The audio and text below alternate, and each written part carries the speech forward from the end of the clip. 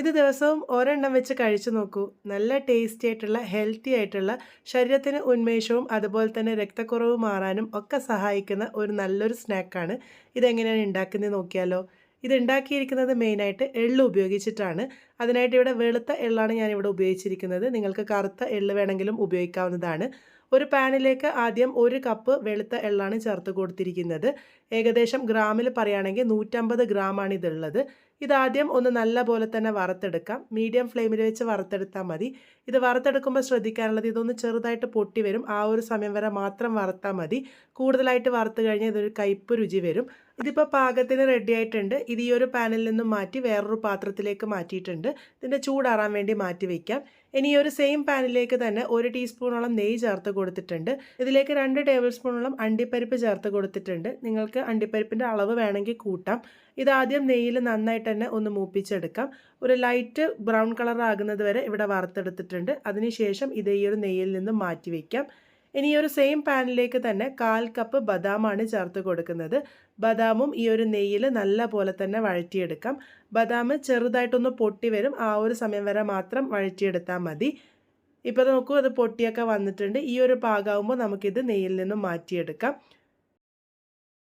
ഇനി നമ്മൾ നേരത്തെ വറുത്ത് വെച്ചിരിക്കുന്ന ആ ഒരു എള്ള് പൊടിച്ചെടുക്കാനാണ് പോകുന്നത്. ചൂടൊക്കെ നല്ലപോലെ ആറി വന്നതിന് ശേഷം വേണം പൊടിച്ചെടുക്കാൻ വേണ്ടിയിട്ട്. ഇതിൽ നിന്നും ഒരു 2 ടേബിൾ സ്പൂണോളം എള്ള് അങ്ങോട്ടേക്ക് മാറ്റി വയ്ക്കുന്നുണ്ട്. ഇത് നമ്മൾ ആ ഒരു കടിക്കാൻ പാകത്തിന് കിട്ടാൻ വേണ്ടിയിട്ടാണ് ഇതങ്ങോട്ട് മാറ്റി വയ്ക്കുന്നത്. ബാക്കിയുള്ള എള്ളാണ് ഞാനിവിടെ പൊടിച്ചെടുക്കുന്നത്. ഒരുപാട് ഫൈൻ പൗഡർ ആക്കേണ്ട ആവശ്യമില്ല. ഒരല്പം തരിതരിപ്പായിട്ട് വേണം പൊടിച്ചെടുക്കാൻ വേണ്ടിയിട്ട്. ഈ ഒരു രീതിക്ക് പൊടിച്ചെടുത്തിട്ടുണ്ട്. ഇതിനെ ഒരു പാത്രത്തിലേക്ക് മാറ്റി കൊടുക്കാം. ഇനി നമ്മൾ ആ ഒരു നേരത്തെ വറുത്ത് വെച്ചിരിക്കുന്ന അണ്ടിപ്പരിപ്പും ബദാമും കൂടെ ഒന്ന് പൊടിച്ചെടുക്കാം. ഇതും നിങ്ങൾക്ക് പൊടിച്ചെടുക്കേണ്ടതെന്നുണ്ടെങ്കിൽ ചെറുതായിട്ട് ചോപ്പ് ചെയ്ത് വേണമെങ്കിൽ എടുക്കാവുന്നതാണ്. അല്ലാന്നുണ്ടെങ്കിൽ ഈ ഒരു രീതിക്ക് ഒരല്പം തരിതരിപ്പായിട്ട് പൊടിച്ചെടുക്കാം. ഞാനിപ്പോൾ ഇവിടെ പൊടിച്ചെടുത്തിട്ടാണ് ഉപയോഗിക്കാൻ വേണ്ടി പോകുന്നത്. ഇതും ആ ഒരു സെയിം എള്ളിൻ്റെ കൂടെ തന്നെ ഇട്ട് കൊടുത്തിട്ടുണ്ട്. ഇനി ഇതിലേക്ക് ആവശ്യമായിട്ടുള്ളത് ഡേറ്റ്സ് ആണ്. ഇവിടെ 150 ഗ്രാം ഡേറ്റ്സ് ആണ് എടുത്തിരിക്കുന്നത്. നമ്മൾ എത്രയാണോ എള്ളെടുക്കുന്നത് ആ ഒരു അളവിൽ തന്നെ ഡേറ്റ്സ് എടുത്താൽ മതി. ഞാൻ 150 ഗ്രാം എള്ളായിരുന്നു എടുത്തത്. അതുകൊണ്ട് 150 ഗ്രാം ഡേറ്റ്സ് എടുത്തിട്ടുണ്ട്. അതിൻ്റെ ആ ഒരു കുരുവൊക്കെ കളഞ്ഞ് ഒന്ന് കഴുകി എടുത്തിട്ടുണ്ട്.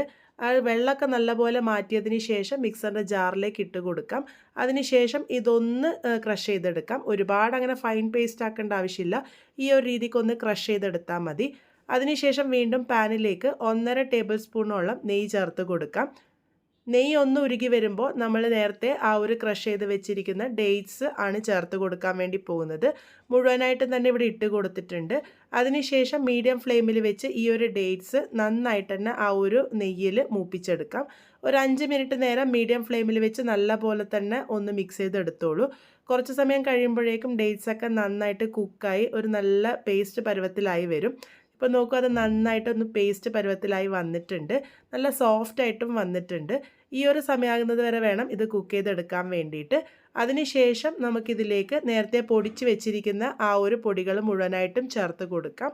ഞാനിപ്പോൾ ഇവിടെ ഫ്ലെയിം ഓഫാക്കിയിട്ടുണ്ട്. അതിനുശേഷം ഇത് നന്നായിട്ട് തന്നെ ഒന്ന് മിക്സ് ചെയ്തെടുക്കാം. ഇതിലേക്ക് മധുരത്തിനായിട്ട് നമ്മൾ ഡേറ്റ്സ് മാത്രമേ ഉപയോഗിച്ചിട്ടുള്ളൂ. ഇതൊരു മിതമായിട്ടുള്ള മധുരം മാത്രമേ കാണുള്ളൂ.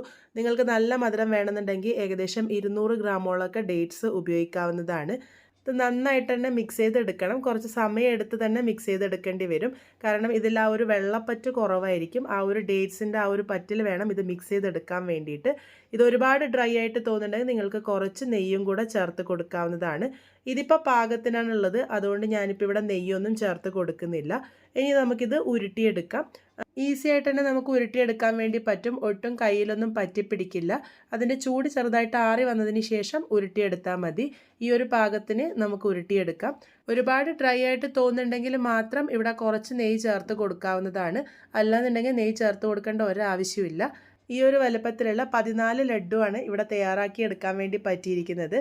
അപ്പോൾ വളരെ ഹെൽത്തി ആയിട്ടുള്ള നല്ല ടേസ്റ്റി ആയിട്ടുള്ള നമ്മളുടെ ലഡ്ഡു ഇവിടെ റെഡി ആയിട്ടുണ്ട്. കുട്ടികളായാലും മുതിർന്നവരായാലും ഇതിൽ നിന്നും ഒരെണ്ണം ദിവസം കഴിക്കുകയാണെങ്കിൽ ശരീരത്തിലെ മിക്ക പ്രശ്നങ്ങളും നമുക്ക് മാറ്റിയെടുക്കാൻ വേണ്ടി പറ്റും. നല്ല എയർ ടൈറ്റ് ആയിട്ടുള്ള പാത്രത്തിൽ സ്റ്റോർ ചെയ്യുകയാണെങ്കിൽ കുറേ കാലം കേടാകാതെ ഇരുന്നോളും. എന്തായാലും ട്രൈ ചെയ്ത് ഫീഡ്ബാക്സ് ഒക്കെ പറയാൻ മറക്കരുത്. വീണ്ടും ഒരു നല്ല റെസിപ്പിയുമായി വളരെ പെട്ടെന്ന് തന്നെ കാണാം.